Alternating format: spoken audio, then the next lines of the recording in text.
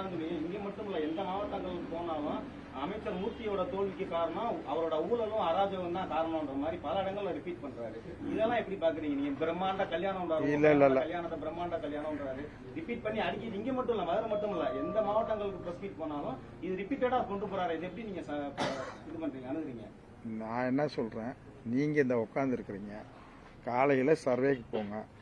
என்னுடைய கிழக்கு தொகுதியில 95% பணி செஞ்சிருக்கனா இல்லையான்றதை பார்த்துட்டு போடுங்க. அத்தனை மக்களுக்கும் எல்லாமும் கேட்காமையும் கேட்டையும் கிழக்கு தொகுதியும் மேற்கு தொகுதியில் 100%. நான் வந்து முழுசா இல்லைங்க, மாநகருக்கு எங்கள் அண்ணன் இருக்காரு. நான் இருந்த பணியில் முழுமையானதாக நான் செஞ்சுருக்கிறேன். திருமணம் நடந்து 6 வருஷம் ஆச்சுங்க. அதுக்கு பதில் சொல்லணும்னா இப்போ அவர் எப்படி கல்யாணம் பண்ணாருன்னு எனக்கு தெரியாதுங்க.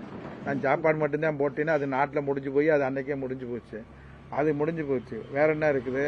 மண்டபத்தை சொன்னார்னா அதுக்கு சட்டப்பிரகாரம் இருக்கும். சட்டப்பிரகாரம் இருக்கா இல்லையானா அதுக்கு ஆய்வு செஞ்சுக்குவாங்க. சும்மா பொதுவாகவே அவர் என்ன என் மேலே அவரை பிரியம்னு எனக்கு தெரியலைங்க. மதுரையில் வந்தவுடனே ஏன்னா எல்லாம் இருக்கிறத விட்டுட்டு நீங்கள் சொல்லட்டும். நீங்கள் அதனால தானே நீங்கள் சொல்லியிருக்கிறத நம்பித்தானே மக்கள் உங்களுக்கு வாக்களிச்சிருக்காங்க. நாங்கள் செஞ்சு எவ்வளவோ செஞ்சு கொண்டு கூட எங்களுக்கு வாக்களிக்கல. அது ஜனநாயக இதில் திமுக பொறுத்தளவுங்க. நான் வந்து ஏறத்தாழ 48 வருஷம் இருக்கிறேங்க. 26 வருஷமாக மாவட்ட செயலாளர் இருக்கேன். அதுக்கு முன்னுக்க ஒன்றிய செயலாளர் இருந்திருக்கேன். அதுக்கு முன்னுக்க கிளை செயலாளர் இருந்திருக்கேன். ஒரே கட்சியில் 48 வருஷமாக பொறுப்பில் இருந்திருக்கேங்க. 48 வருஷமாக பொறுப்பில் இருந்திருக்கேங்க. எங்கள் அண்ணன் ஏடிஎம்கேல இருக்கும்போது என்ன ஸ்டேட்மெண்ட் கொடுத்தாரு, ஆர்எஸ்எஸ் இருக்கும்போது எங்கள் அண்ணன் என்ன ஸ்டேட்மெண்ட் கொடுத்தாரு, திருப்பரங்குன்றத்தை பற்றி கோயில் முருகன் கோயிலை பற்றி அவர் எங்கள் அண்ணன் என்ன சொன்னார்னு கேளுங்க தலைவர். நீங்க அதை பத்தி எல்லாம் கேட்கலையே. அதை பத்தியே பத்தி இருங்க தலைவர். அதை பத்தி நீங்க கேட்கலையே, நீங்க கேட்கலையே. 100 கோடி ரூபாய் ஒரு ப்ராப்பர்ட்டி ரெஜிஸ்டர் பண்ணா எஸ்ஆர் மட்டும் பண்ண முடியுமா, இல்ல மேல டிஆர் வரைக்கும்? அவருக்கு லிமிட் எஸ்ஆரை விட டிஆருக்கு ஒரு ரேஞ்ச் இருக்கும். என்ன ரேஞ்ச் சார்? இல்ல பெரிய தொகையெல்லாம் டிஆர் லெவலில் பதிஞ்சிருவாங்க. எஸ்ஆருக்கு அதை சொல்றாங்க. அந்த கைட்லைன் வேல்யூ எவ்வளவு இருக்குன்னு எனக்கு தெரியல. அவங்க 2 கோடி கைட்லைன் பதிஞ்சிருக்காங்கன்னு சொல்றாங்க. ஆனா அந்த 100 கோடின்றது மார்க்கெட் வேல்யூவா இருக்கலாம். இந்த சொத்து இங்க உட்கார்ந்துருக்கிறது கைட்லைன் வேல்யூல ஒரு ஸ்கொயர் ஃபீட்டு நாங்கள் 700 ரூபாய்க்கு தான் பதிவோம்.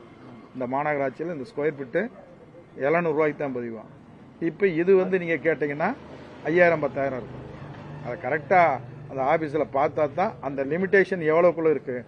வெளி மார்க்கெட்டில் போகிற சொத்துக்கும் கவர்மெண்ட்ல இருக்க கைட்லைன் வேல்யூக்கும் நிறைய வேரியேஷன் வித்தியாசம் இருக்கு. ஆமா, அதாவது இந்த சொத்தை பொறுத்தளவு கோயில் சொத்தை பொறுத்தளவு பதிய முடியாது. ஆனா நீங்க பதியணும்னா இன்னைக்கே போய் இன்னைக்கு பதிய முடியாது. முதல் நாள் 100%. அதிகாரிகளுக்கு தெரியாம இது அதிகாரினா பெரிய அதிகாரிகள்லாம் தெரியறதுக்கு வாய்ப்பு இருக்காதுங்க. இந்த எஸ்ஆருக்கு காலையில் வரும்போது யாரெல்லாம் டோக்கன் போட்டிருக்காங்கன்னு காலையில் தானே பார்ப்பாங்க. ஆனால் நாளே நாளைக்கு நான் பதிய போறேன்றது நாளே டோக்கன் போடணும்.